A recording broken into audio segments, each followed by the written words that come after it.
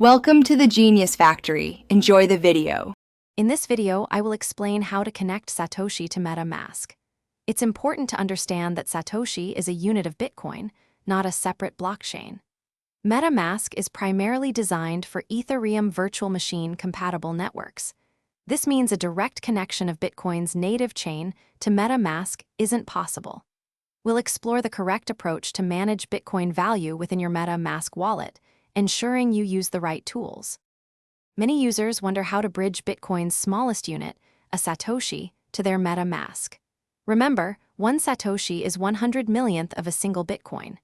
MetaMask is built for tokens on EVM-compatible blockchains like Ethereum or Polygon. Bitcoin, however, operates on its own distinct blockchain architecture. This fundamental difference means you cannot directly send native Bitcoin or Satoshi to a MetaMask address. Hey everyone, if you're finding this video helpful, please hit that like button and subscribe for more content.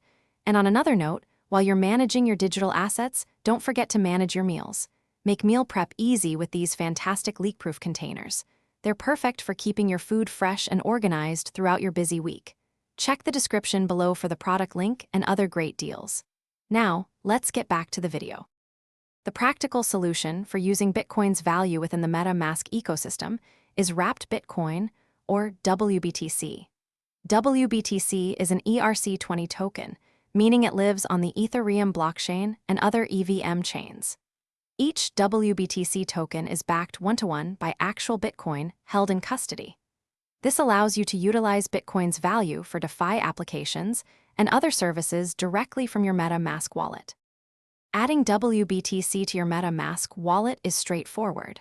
First, ensure your MetaMask is connected to an EVM-compatible network, such as Ethereum mainnet or Polygon. Next, you'll need to import the WBTC token contract address into your wallet.